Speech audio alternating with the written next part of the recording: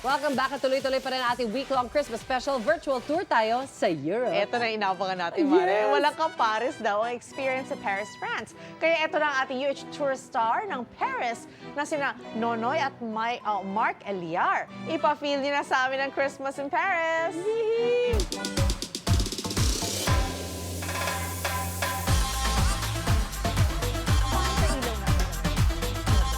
Wala kang... Ay! Hi!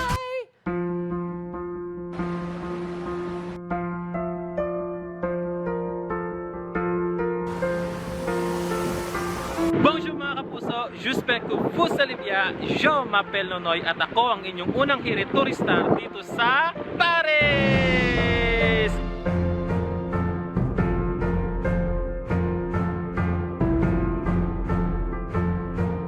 Guys, Christmas is full of love all over the world. Kaya naman para mas feel na feel ang pagmamahal, hayaan yung ipasyal namin kayo ng aking kapartner na si Mark Eliar sa ganda ng Paris na walang kapares. Donc, on y va!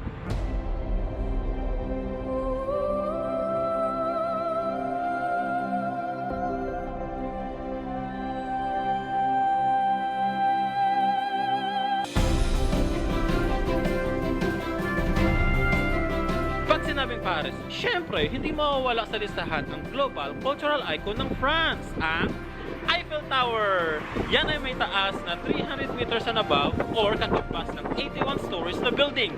Pretty impressive, hindi ba? Kaya maraming nagpapapicture. Pa isa nga, aside from picture-picture, gusto rin namin i-share sa inyo ang Christmas spirit dito sa Paris. On y va!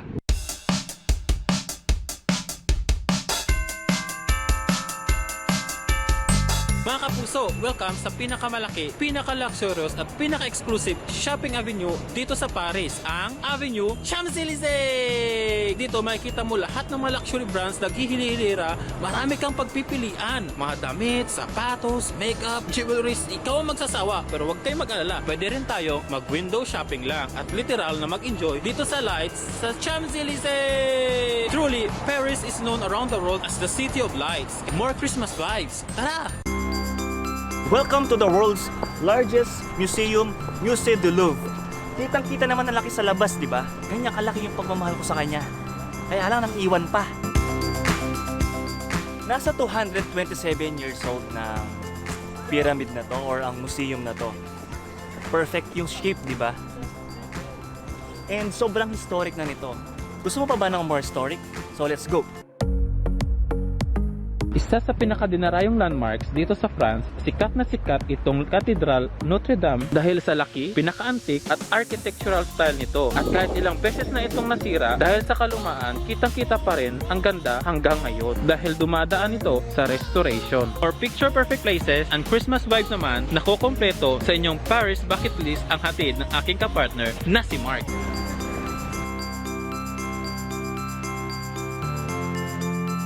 So, welcome to the most magical places here in Paris during Christmas season.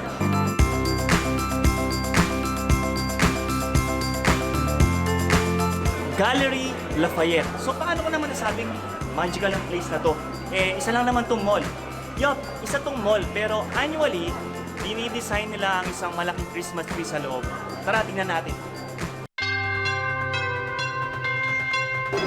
And yes, dito nga sa mall na to, makikita ang isang huge and well-decorated Christmas tree. Ang ganda, di ba? Let's go, punta natin ang ibang mga Christmas vibe dito sa Paris. Let's go!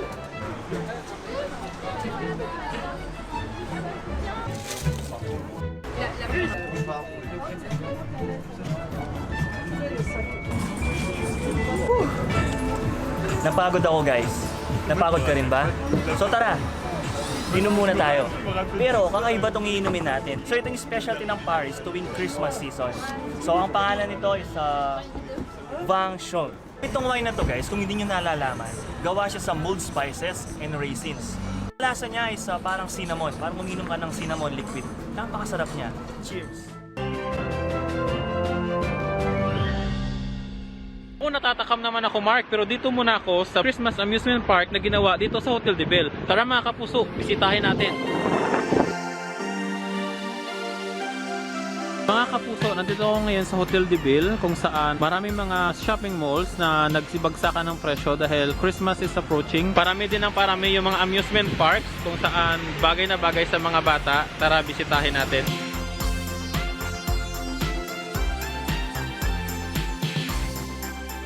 And for our last stop, dito naman tayo sa world best known most commemorative monument, ang Arc de Triomphe.